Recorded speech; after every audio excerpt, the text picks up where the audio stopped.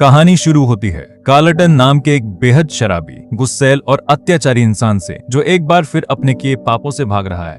अपने ताजा किए गए काले कारनामों से बचने और खुद को छुपाने की उम्मीद में वह अपने पूरे परिवार को एक नए शहर में ले जाता है और सब कुछ भूलकर एक नई शुरुआत करने का दिखावा करता है। लेकिन उसका यह तरीका बहुत पुराना है। हर बार वही झूठे वादे होते हैं, वही खोखली बातें होती हैं और आखिरकार उसी शराब की लत उसे वापस उसी दलदल में धकेल देती है। कुछ ही हफ्तों के अंदर कार्लटन की नौकरी चली जाती है और वह शहर के गुंडों और बदमाशों की नजर में चढ़ जाता है।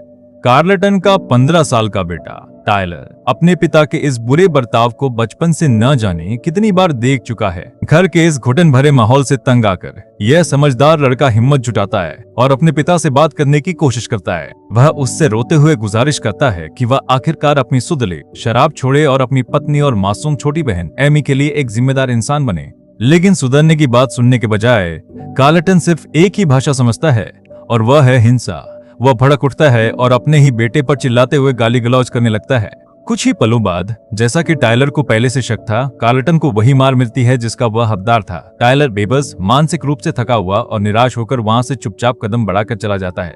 जंगलों के गहरे और बीहड़ इलाके में एक खतरनाक काम चल रहा होता है। मूसलाधार बारिश हो रही होती है और सूखे पेड़ों को काटने और जहरीला करने का काम चालू होता है। डैनियल, जो इस ठेकेदारी के काम का मालिक है, अपनी टीम को संभाल रहा होता है। उसकी टीम में बहुत ही मेहनती, हंसमुख और ईमानदार लोग होते हैं, लेकिन आसमान से गिरती भारी बारिश की वजह से काम करना पूरी तरह से नामुमकिन हो जाता है। डैनियल समझदारी दिखाता है और अपनी पूरी टीम को काम रोकने का आदेश देता है। सब मजदूर भीगे हुए कपड़ों में उसकी पुरानी और जर्जर गाड़ी में आकर बैठ जाते हैं। मौसम इतना खराब होने के बाद भी मजदूर आपस में मजाक मस्ती कर रहे होते हैं। जैसे ही डैनियल गाड़ी चलाकर उन्हें शहर वापस ले जाने लगता है, मजदूर उसकी उस पुरानी गाड़ी की हालत देखकर उसका मजाक उड़ाते हैं। वे उससे कहते हैं कि डैनियल, तुम इस पुरानी गाड़ी को कब बदलोगे और नई गाड़ी कब खरीदोगे? इस पुरानी गाड़ी में अब रखा ही क्या है? डैनियल उनकी बातें सुनता है, लेकिन कुछ बोलने के बजाय बस मुस्कुराकर अपना सिर हिला देता है। बाद में उस शाम डैनियल अपने अकेले और सन्नाटे से भरे घर लौटता है। जैसे ही वह दरवाजा खोलता है, उसकी पालतू कुतिया शैडो पूंछ हिलाते हुए बड़े प्यार से उसका स्वागत करती है। डैनियल अकेले बैठकर अपना सादा सा खाना खाता है। फिर वह दूरदर्शन चला लेता है और उसके सामने बैठकर एक के बाद एक सिगरेट पीता रहता है। धुआं उड़ाते उड़ाते आखिरकार वो अपनी उसी कुर्सी पर सो जाता है। अगली सुबह जब उसकी आंख खुलती है तो आसमान एकदम साफ होता है और धूप खिली होती है। मौसम ठीक देखकर डैनियल राहत की सांस लेता है।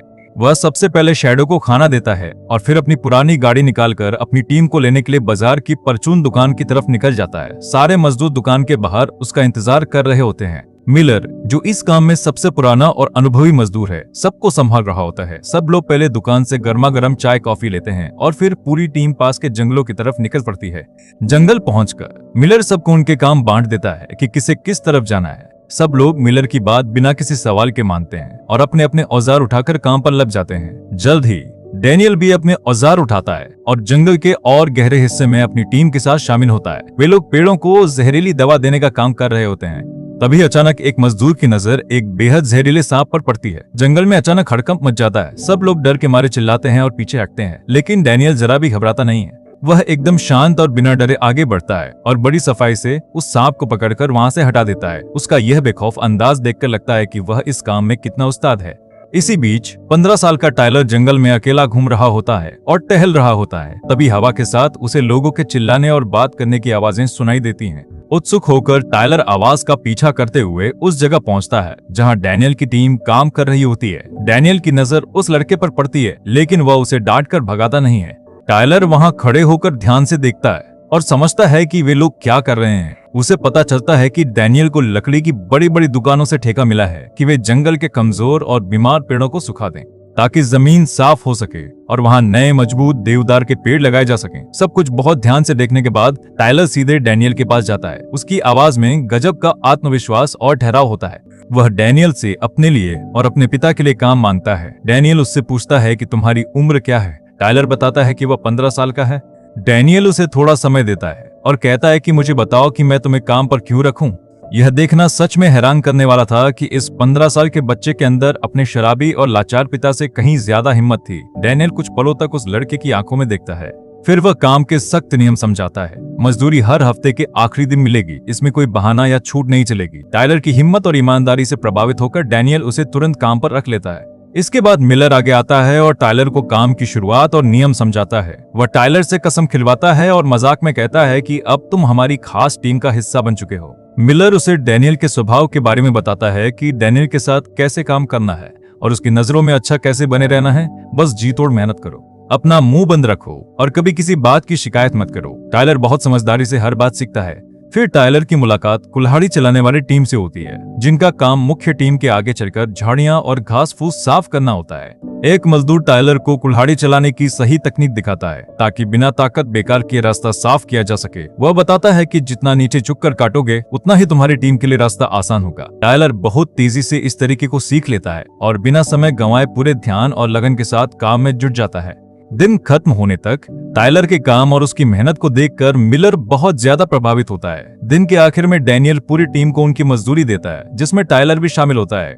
डैनियल टायलर से कहता है कि अगर वह चाहे तो कल अपने पिता को भी काम पर ला सकता है। टायलर अपनी खुशी को छुपाता है, शांति से पैसे लेता है और दूर अकेले में जाकर पैसे गिनता है। उसके चेहरे पर एक सच्ची और बड़ी सी मुस्कान आ जाती है। वह दौड़ता हुआ घर जाता है ताकि अपनी माँ और बहन एमी को यह खुशखबरी दे सके।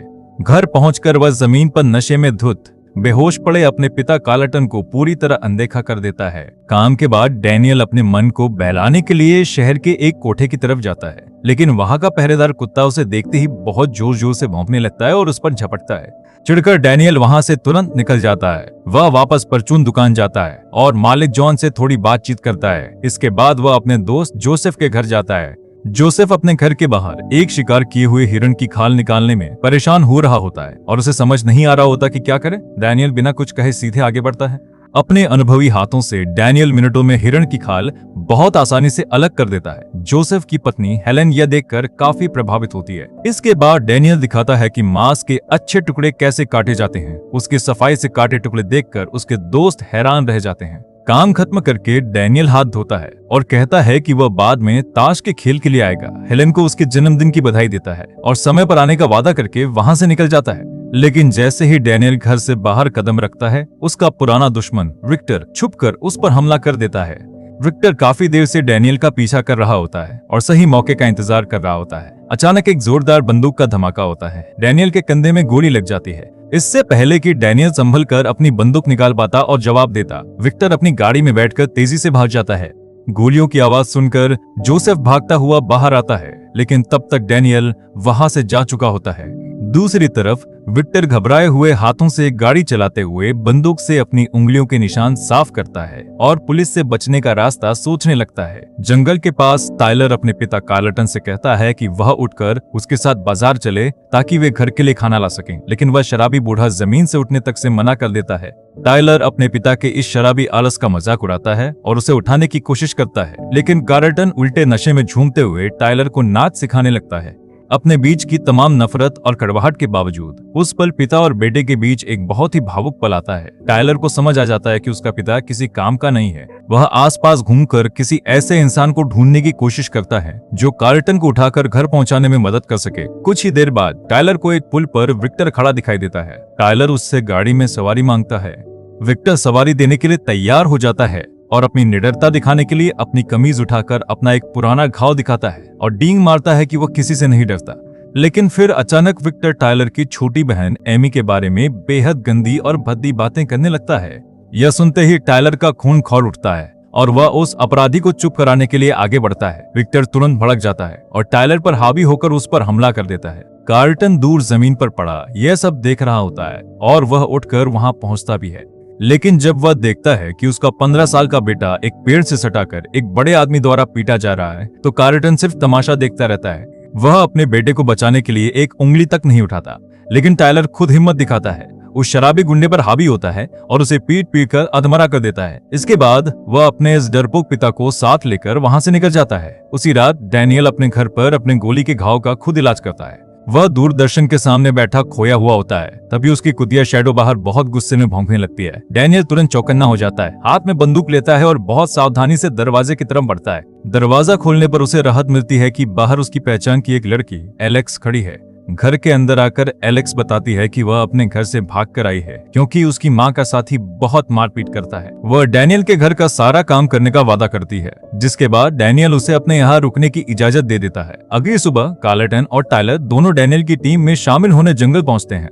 डैनियल दूर से देखता है जब मिलर कार्लटन को काम के नियम समझा रहा होता है, लेकिन कार्लटन इस काम को बिल्कुल भी गंभीरता से नहीं लेता। काम करने के बजाय वह दूसरों के हिस्से का पीने का पानी खत्म कर देता है और शिकायतें करने लगता है कि यह काम कितना थकाऊ और बेकार है। दोपहर के खाने के समय भी वह सबको परेशान करता रहता है। दिन खत्म होते होते मिलर के सब्र का बांध टूट जाता है और वह कार्लटन को सीधे आड़े हाथों लेता है और उससे बुरी तरह बहस कर लेता है। काम खत्म होने के बाद डैनियल कार्लटन और टायलर को अपनी गाड़ी में घर छोड़ने जाता है। वह चुपचाप टायलर के हाथ में उसकी मजदूरी रखता है और साफ कह देता है कि उसे उसके पिता की काम पर अब कोई जरूरत नहीं है। अपनी नौकरी बचाने के लिए टायलर डैनियल से भीख मांगता है और वादा करता है कि डैनियल जो कहेगा वह करेगा, लेकिन कार्लटन अपनी नाकामी की जिम्मेदारी लेने के बजाय सारा गुस्सा अपने बेटे पर निकालता है। वह डैनियल के सामने ही टायलर के हाथ से उसके कमाए हुए पैसे छीन लेता है। डैनियल यह सब देखता है, लेकिन बहुत मुश्किल से अपने गुस्से को रोकता है और बिना कुछ कहे चुपचाप गाड़ी चलाकर वहां से निकल जाता है। घर पहुंचकर टायलर की माँ उसकी चोटों पर पट्टी बांधती है और कार्लटन का बचाव करने की कोशिश करती है कि वह अपने परिवार से प्यार करता है, बस उसमें कुछ कमियां हैं। लेकिन टायलर अपनी माँ की इस बकवास बात को मानने से साफ इनकार कर देता है। उसी रात बारिश के बीच डैनियल और एलेक्स घर पर होते हैं जब शैडो फिर से तेजी से भौंकने लगती है। अपनी बंदूक उठाता है और खिड़की से बाहर देखता है। वह हैरान रह जाता है। बाहर 15 साल का टायलर पूरी तरह बारिश में भीगा हुआ खड़ा था और अंदर आने की गुजारिश कर रहा था। डैनियल उसे अंदर बुलाता है। एलेक्स उसे अपने सूखे कपड़े पहनने को देती है। टायलर डैनियल के आगे हाथ जोड़कर भीख मांगता है कि उसे काम चाहिए। उसके पिता को काम की कद्र न हो, लेकिन उसे अपने परिवार के लिए यह काम हर हाल में चाहिए। इस छोटे से बच्चे की बेबसी और लगन देखकर डैनियल का दिल पिघल जाता है। वह टायलर को अपनी गाड़ी में बैठाकर परचून दुकान ले जाता है। उसके लिए ढेर सारा खाना खरीदता है ताकि वह घर ले जा सके और उसे वापस काम पर रख लेता है। टायलर खुशी खुशी वह खाना घर ले जाता है और अपनी माँ और बहन एमी को पेट भरकर खिलाता है। कार्लटन उस रात घर नहीं लौटता और सड़कों पर दर दर भटकता रहता है। अगली सुबह टायलर वापस काम पर जाता है। वह अपनी पूरी मेहनत से काम करता है, अपने साथियों के साथ अच्छे से रहता है और बहुत जल्दी टीम के काम में ढल जाता है। एक दिन पूरी टीम डैनियल पर दबाव डाल रही होती है कि वह अब एक नई गाड़ी खरीद ले। तभी टायलर अचानक कहता है कि वह डैनियल की यह पुरानी गाड़ी खरीदना चाहता है। डैनियल पहले हिचकिचाता है और समझाता है कि उसे इससे बेहतर गाड़ी मिल जाएगी, लेकिन टायलर अपनी बात पर अड़ा रहता है। आखिरकार डैनियल मान जाता है और उससे हाथ मिलाकर सौदा पक्का कर लेता है। कुछ दिनों बाद कार्लटन सड़कों पर बेसहारा लोगों की तरह भटक रहा होता है। उसकी नजर एक बेघर इंसान पर पड़ती है जिसके हाथ में शराब की एक बोतल होती है। शराब की तड़प में अंधा कार्लटन उस बेघर इंसान का पीछा करते हुए एक सुनसान जगह पर पहुंचता है। पहले वह उससे दोस्ती बढ़ाने के लिए मीठी बातें करता है और फिर शराब की एक घूंट पाने के लालच में कार्लटन उस बेघर इंसान पर जानलेवा हमला कर देता है। सिर्फ शराब के लिए एक इंसान की जान ले लेना कार्लटन का हैवानियत भरा रूप सामने आता है। वह उसकी शराब पीता है, उसकी जेबें काटता है और बिना किसी पछतावे के वहां से चला जाता है। डैनियल एक मयखाने में बैठकर शराब पी रहा होता है। तभी वहां विक्टर अपने गुंडों के साथ आ धमकता है। विक्टर आते ही डैनियल को उकसाने लगता है और टायलर के घर का पता मांगने लगता है। डैनियल काफी देर तक अपना गुस्सा दबाए रखता है, लेकिन जब विक्टर हद पार कर देता है तो डैनियल भड़क जाता है। वह अकेले ही विक्टर और उसके साथियों को बुरी तरह पीट देता है। बाहर निकलते समय वह मैखाने के मालिक से पुलिस को फोन करने को कहता है। इस झगड़े के बाद गुस्से में उबलता डैनियल सीधे कोठे की तरफ जाता है। वहां पहुंचते ही वही पहरेदार कुत्ता फिर से उस पर हमला करने दौड़ता है। गुस्से में भरा डैनियल वापस अपने घर जाता है। अपनी कुतिया शैडो को गाड़ी में बैठा कर लाता है और शैडो को उस पहरेदार कुत्ते पर हमला करने के लिए छोड़ देता है, जबकि खुद अंदर चला जाता है। कुछ देर बाद जब डैनियल बाहर आता है तो वह देखता है कि शैडो ने उस खूंखार कुत्ते को जान से मार दिया है। डैनियल बिना किसी झिझक के शैडो को अपनी गाड़ी में बैठाता है और वहां से निकल पड़ता है। लेकिन कुछ ही दूर जाने के बाद पुलिस की गाड़ियां सायरन बजाते हुए डैनियल का पीछा करने लगती हैं। डैनियल उन्हें अनदेखा करता है, लेकिन पुलिस गाड़ियां आगे लगाकर उसे रोक लेती हैं। चिढ़कर डैनियल बाहर निकलता है और पुलिस वालों को ललकारने लगता है। इसी हंगामे और चिल्लाहट के बीच शैडो डर जाती है और गाड़ी से कूदकर अंधेरे जंगलों में भाग जाती है। दूसरी तरफ नशे में धुत कार्लटन टायलर के घर में जबरदस्ती घुस आता है। वह घर में चीखने चिल्लाने लगता है और पैसों की मांग करता है। जब टायलर कहता है कि उसके पास पैसे नहीं हैं, तो कार्लटन पागलों की तरह घर का सामान तोड़ने लगता है। आखिरकार उसे टायलर की मेहनत की कमाई के पैसे मिल जाते हैं और वह उन्हें छीनने लगता है। टायलर अपने पिता को रोकने की कोशिश करता है और दोनों के बीच खूनी लड़ाई शुरू हो जाती है। कार्लटन अपने बेटे को बुरी तरह पीटकर हावी हो जाता है और पैसे छीनकर जाते जाते धमकी देता है कि वह उनका सब कुछ छीनने वापस आएगा। डैनियल को पकड़कर जेल भेज दिया जाता है, जहां उस पर पुलिस के काम में रुकावट डालने और कई अन्य अपराधों के आरोप लगते हैं। लेकिन कुछ ही घंटों बाद उसका दोस्त और पूर्व अपराधी दारोगा अर्ल उसे जमानत पर छुड़ा लेता है और सलाह देता है कि वह खुद को मुसीबतों से दूर रखे। डैनियल घर पहुंचकर शैडो को ढूंढने के लिए जगह जगह फोन करने लगता है। तभी टायलर डैनियल का हालचाल जानने उसके घर पहुंचता है। इस लड़के की परवाह देखकर डैनियल का दिल पिघल जाता है। वह टायलर को अपने बीते कल के बारे में बताता है कि वह एक पुलिस वाले पर हमला करने के जुर्म में 2.5 साल जेल में बिता चुका है। फिर डैनियल शैडो को ढूंढने के लिए टायलर को अपने साथ ले जाता है और चाबी टायलर की तरफ फेंक कर उसे गाड़ी चलाने को कहता है। टायलर खुशी खुशी गाड़ी संभालता है। रास्ते में डैनियल उसे गाड़ी चलाने के तरीके और जिंदगी की बड़ी बातें सिखाता है। दोनों जंगलों और रास्तों पर शैडो की तलाश करते हैं। आधा दिन भटकने के बाद टायलर सलाह देता है कि उन्हें उसी जगह जाना चाहिए जहां शैडो आखिरी बार गायब हुई थी। वे वहां पहुंचते हैं तो देखते हैं कि शैडो चुपचाप वहीं खड़ी उनका इंतजार कर रही थी। डैनियल टायलर को घर छोड़ता है और अपनी पुरानी याद के तौर पर उसे अपना लाइटर भेंट करता है। घर लौटते वक्त डैनियल को रास्ते में कार्लटन आवारा घूमता हुआ मिलता है। डैनियल उसे गाड़ी में सवारी देता है, लेकिन जब कार्लटन गाड़ी में बैठकर टायलर के बारे में बकवास करने लगता है तो डैनियल गाड़ी रोककर उसे जान से मारने की धमकी देता है। कुछ दिनों बाद डैनियल टायलर के घर जाता है। टायलर उससे दुख बांटता है कि वह अपनी बहन एमी को लेकर बहुत परेशान है, जो हाल ही में सदमे की वजह से मूक गूंगी हो गई है। वह बताता है कि उसके लिए सबसे जरूरी अपनी माँ और एमी का ख्याल रखना है। डैनियल उसकी बात ध्यान से सुनता है। फिर दोनों गाड़ी के शोरूम जाते हैं। डैनियल अपने लिए एक नई गाड़ी खरीदता है और अपनी पुरानी गाड़ी टायलर को दे देता है और उससे पैसे लेने से साफ इनकार कर देता है। जब डैनियल अपनी नई गाड़ी से घर लौट रहा होता है तो एक नया पुलिस वाला उसे रोकता है और शराब की जांच करने को कहता है। डैनियल का दिमाग घूम जाता है। वह जांच कराने से मना करता है और गाड़ी भगा लेता है। पुलिस वाला पीछा करता है और कुछ दूर बाद डैनियल की गाड़ी को रोक लेता है। डैनियल बाहर निकलता है और उस पुलिस वाले को बुरी तरह पीट देता है। इसके बाद वह अपने घर भाग जाता है, जहां दारोगा अर्ल पहले से उसका इंतजार कर रहा होता है। अर्ल उसे समझाता है कि वह बार बार जेल क्यों जाना चाहता है। डैनियल एलेक्स का छोड़ा हुआ पत्र पढ़ता है, जिसमें लिखा होता है कि वह अपनी जिंदगी खुद संभालने जा रही है। अर्ल डैनियल को आखिरी चेतावनी देता है कि अगर उसने अपना गुस्सा काबू नहीं किया तो वह हमेशा के लिए जेल में सड़ेगा। एक रात बहुत देर गए, टायलर बुरी तरह जख्मी हालत में डैनियल के घर पहुंचता है और गाड़ी की चाबी मांगता है। डैनियल उसे अंदर बुलाता है। टायलर रोते हुए बताता है कि कार्लटन ने उसे बहुत पीटा और उसकी गाड़ी छीन ली। लेकिन असली खौफनाक सच यह था कि कार्लटन अपनी गूंगी मासूम बेटी एमी को गाड़ी में बैठाकर ले गया है और उसे चंद पैसों में विक्टर और उसके गुंडों को बेचने वाला है। यह सुनते ही डैनियल के अंदर का गुस्सा भड़क उठता है। वह अपनी बंदूक उठाता है और टायलर के साथ निकल पड़ता है। पुल के पास एक सुनसान इलाके में कार्लटन विक्टर और उसके आदमी का इंतजार कर रहा होता है। कार्लटन बिना किसी शर्म के अपनी ही मासूम गूंगी बेटी का सौदा करता है और एमी को गाड़ी के अंदर बंद कर देता है। तभी डैनियल और टायलर वहां पहुंचते हैं। डैनियल टायलर को समझाता है कि अगर मुझे कुछ हो जाए तो तुम गाड़ी लेना, अपनी बहन को बचाना और यहाँ से भाग जाना। डैनियल जोरदार आवाज में ललकारता है और बंदूक की नोक पर गुंडों पर हमला कर देता है। टायलर तुरंत अपनी बहन एमी को निकालता है और अपने पिता की मिन्नतों को अनदेखा करके एमी को लेकर वहां से भाग जाता है।